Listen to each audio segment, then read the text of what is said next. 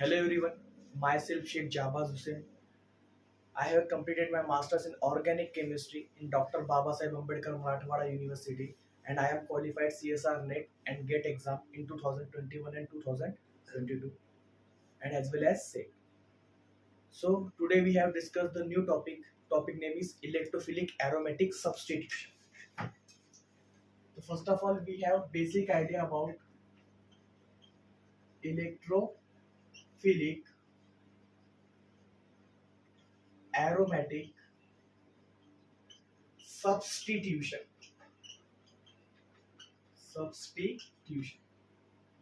तो first of all हमको ये पता होना चाहिए कि इलेक्ट्रोफिलिक एरोमेटिक सब्स्टिट्यूशन होता क्या है।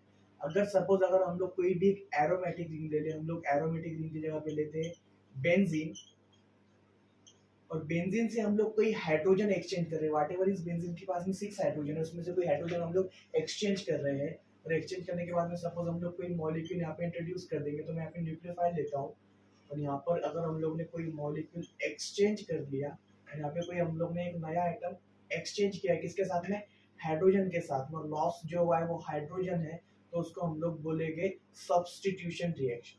क्या बोलेंगे? Substitution reaction. मतलब हाइड्रोजन जो है उससे एक्सचेंज किया हम लोग ने कोई न्यूक्लियोफाइल या कोई ऐसा सोर्स जो एक्सचेंज हो जाए, उसको हम लोग कहेंगे इलेक्ट्रोफिलिक एरोमेटिक सब्स्टिट्यूशन। तो इलेक्ट्रोफिलिक एरोमेटिक सब्स्टिट्यूशन में हमको बहुत सारी रिएक्शन देखने को मिलेगी। तो फर्स्ट हम बात करेंगे हैलोजिनेशन, सेकंड होती है नाइट्रेशन, थर्ड रिएक्शन होगी sulphonation, fourth Friedel Crafts alkylation,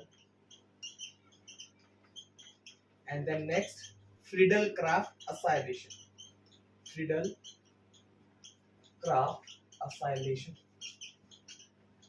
तो इस 5 टाइप की रिएक्शन हमको इलेक्ट्रोफिलिक एरोमेटिक सब्स्टिट्यूशन रिएक्शन में देखने को मिलेगी। तो हम फर्स्ट बात करने वाले हैं किसके बारे में, हैलोजिनेशन के बारे में। तो इसको मैं रब कर देता हूँ। तो फर्स्ट हम लोग अगर इलेक्ट्रोफिलिक एरोमेटिक सब्स्टिट्यूशन के अंदर देखेंगे तो हमको देखने को मिलती है फर्स्ट रिएक्शन जिसका नाम है हैलोजिनेशन। तो हम एक one of the best reaction देखेंगे यहाँ पर हैलोजिनेशन के अंदर। हैलोजिनेशन मतलब एडिशन ऑफ कोई भी हम लोग एक्स टू ग्रुप जिसमें से एक्स ऐड होगा और एक रिमूवल होगा। तो सिंपल एक एग्जांपल देख लेते हैं हम लोग। तो यहाँ पर हमारे पास बेंजीन है, बेंजीन के साथ में हम लोग एक मॉलिक्यूल ले रहे हैं, वो है Cl2 in presence of Lewis acid. तो ये FeCl3 जो हम लोग ने लिया है ये है लेविस एसिड, और लेविस एसिड का काम क्या होता है वो भी हम लोग देखेंगे। तो बेंजीन से हम लोग अगर कोई कंपाउंड बनाएंगे उस नया कंपाउंड का नाम हो जाएगा क्लोरोबेंजीन। तो बेंजीन से जो बना है उसको हम लोग बोल देंगे क्या, क्लोरोबेंजीन। तो ये जो बेंजीन है, बेंजीन से जो बना है वो क्लोरोबेंजीन है। तो देन हमारा साइड प्रोडक्ट यहाँ पर यहाँ के हाइड्रोजन से एक्सचेंज हो जाएगा Cl, देन यहाँ पर 2 Cl में से एक Cl बचा है, तो मैं बोल दूंगा यहाँ पे साइड प्रोडक्ट क्या होगा हमारा HCl, और जो FeCl है वो रीजनरेट हो जाएगा। तो इसके अगर मैकेनिज्म की अगर हम लोग बात करेंगे, तो फर्स्ट यहाँ पे हम लोग को देखने को मिलता है, तो स्टेप बाय स्टेप हम लोग देखेंगे। तो स्टेप फर्स्ट की अगर हम लोग बात करेंगे तो स्टेप फर्स्ट को हम लोग बोलेंगे जनरेशन ऑफ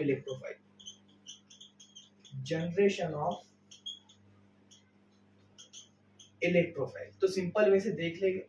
अब होता क्या है, फर्स्ट ऑफ ऑल हमारे पास में जो Cl2 मॉलिक्यूल हम लोग ने लिया है डाइहेलोजन गैस या डाइक्लोरीन गैस, और उसके साथ में अगर कोई FeCl3 हमारे पास मॉलिक्यूल है, तो जो Cl है उसके पास लोन पर और Fe के पास d ऑर्बिटल होने की वजह से ये इस पे इजीली अटैक कर देगा, और देन हमको यहाँ पे एक मॉलिक्यूल देखने को मिलेगा। Cl और Fe का एक नया बॉन्ड बनेगा तो ओल्ड वाला Cl का बॉन्ड ब्रेक होगा, तो यहाँ पे एक कंपाउंड देखने को मिलता है जिसको हम लोग बोलते हैं FeCl4- देन Cl+। तो ये जो माइनस हो गया बिकॉज यहाँ पर Cl हम लोग ने ऐड किया, एक नेगेटिव चार्ज बढ़ जाएगा, देन ये जो कंपाउंड बना है इसको हम लोग बोल देंगे क्लोरोनियम आयन। ये जो कंपाउंड है इसको हम लोग बोलते हैं क्लोरोनियम आयन। देन ये स्टेप फर्स्ट हो गई। अब देन स्टेप सेकंड की अगर हम बात करेंगे, तो यहाँ पर हमको जो मिला है वो इलेक्ट्रोफाइल है। इलेक्ट्रोफाइल मतलब इलेक्ट्रो पॉजिटिव स्पीशीज हम लोग बता देंगे। देन हमारे पास एक सोर्स ऑफ क्या है, न्यूक्लियोफाइल। जो सोर्स ऑफ न्यूक्लियोफाइल क्या है, बेंजीन।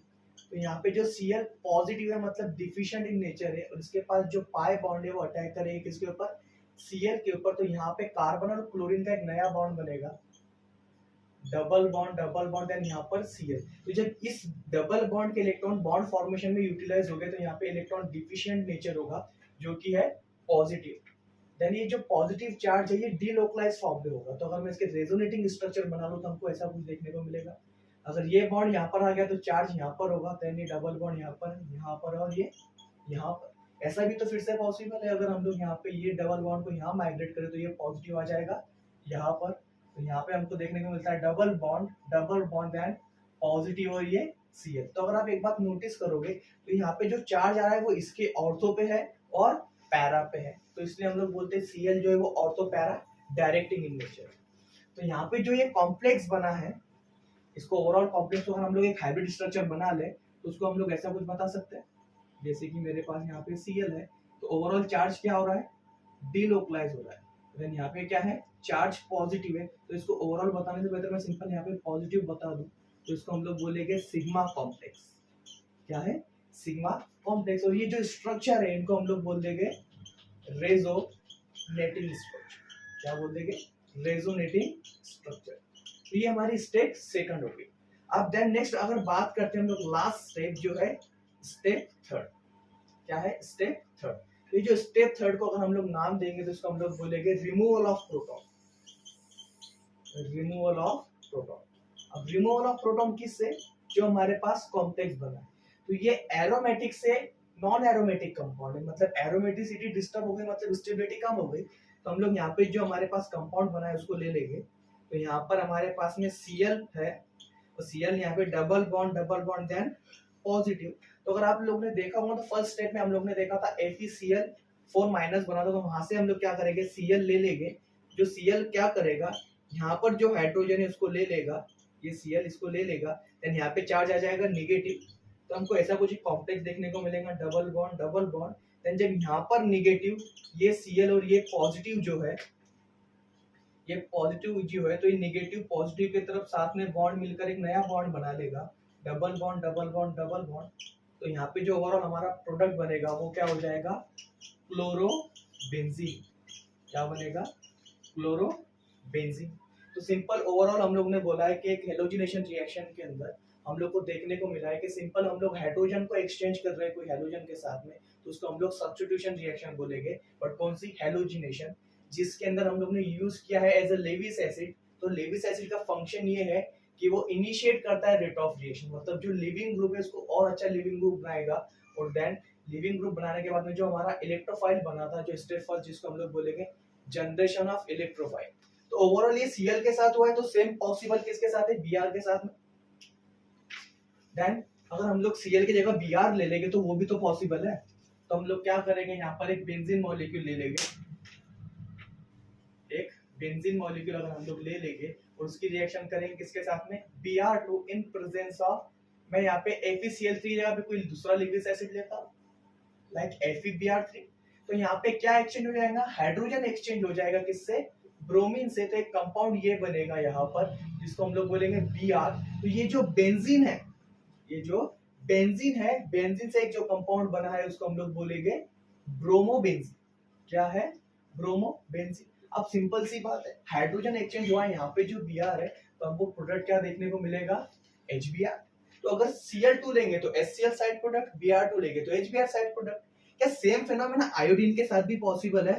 अगर मैं यहाँ पे क्या करूँ, सिंपल बेंजीन ले लो और बेंजीन की रिएक्शन कर दो I2 के साथ में, और यहाँ पे कोई एक लेविस एसिड ले रहा हूँ मैं, Fe डार्क। अगर आप लोग नोटिस करोगे तो मैंने हर रिएक्शन के अंदर एक लेविस एसिड एक्सचेंज किया है। तो यहाँ पे बेंजीन से जो कंपाउंड बनेगा वो हो जाएगा आयोडोबेंजीन, देन साइड प्रोडक्ट हमारा क्या होगा, HI।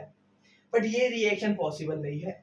इसके पीछे रीजन ये है क्योंकि ये रिएक्शन है ये रिवर्सिबल है। कैसी है, रिवर्सिबल मैनर। मतलब यहाँ पर क्या होता है, ये जो HI जो है ये स्ट्रॉन्ग रेड्यूसिंग एजेंट है। HI is a strong reducing agent, और अगर ये स्ट्रॉन्ग रेड्यूसिंग एजेंट अगर है तो वो आयोडोबेंजीन को फिर से कन्वर्ट कर देगा किसमें, आयोडोबेंजीन को फिर से कन्वर्ट कर देगा बेंजीन में, तो इसको हम लोग बोलेंगे स्ट्रॉन्ग रिड्यूसिंग एजेंट होने की वजह से यहाँ पे ये रिएक्शन पॉसिबल नहीं है।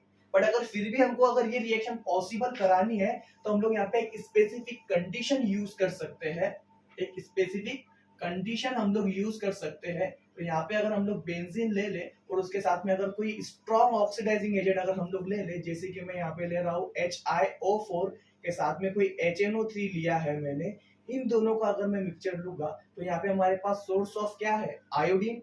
या फिर हम स्पेसिफिक क्या कर सकते हैं, यहाँ पे I2 अगर ले भी ले तो साथ में हमको प्रोडक्ट क्या देखने को मिलेगा, तो यहाँ पे बन जाएगा आयोडीन।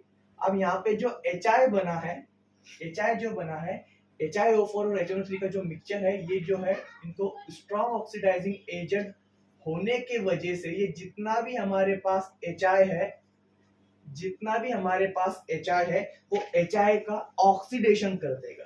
ऑक्सीडेशन करेगा मींस यहाँ पे मैं ले रहा हूँ 2 HI मॉलिक्यूल लिया है और साथ में ये जो कंडीशन हमारे पास में पहले से प्रेजेंट है, तो यहाँ पे आयोडीन से वो क्या कर देगा, एक वाटर मॉलिक्यूल तो रिलीज करेगा ही, देन साथ में वो रिलीज कर देगा I2 गैसियस फॉर्म में। और अगर गैसियस फॉर्म में ये रिएक्शन होगी तो हम लोग इसको बोलेंगे हैलोजिनेशन रिएक्शन। तो एक चीज याद रखना है, ब्रोमोबेंजीन पॉसिबल है, क्लोरोबेंजीन पॉसिबल है, आयोडोबेंजीन पॉसिबल नहीं था, बट अगर हम लोग ऑक्सीडाइजिंग एजेंट लेंगे तो तब ये रिएक्शन क्या होगी, पॉसिबल होगी, जिसके लिए हमको यूज करना है क्या, स्ट्रॉन्ग ऑक्सीडाइजिंग एजेंट। अगर ऑक्सीडाइजिंग एजेंट है तो वो HI का फर्दर ऑक्सीडेशन करने के बाद में I2 गैस रिलीज करेगा।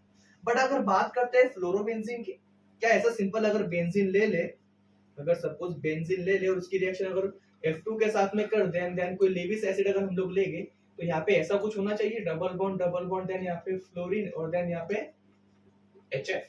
तो ये रिएक्शन पॉसिबल नहीं है, HF के साथ में ये रिएक्शन पॉसिबल नहीं है, बिकॉज जो फ्लोरीन है, जो फ्लोरीन है वो क्या होता है, F2 जो है वो क्या है, बहुत ज्यादा रिएक्टिव इन नेचर है।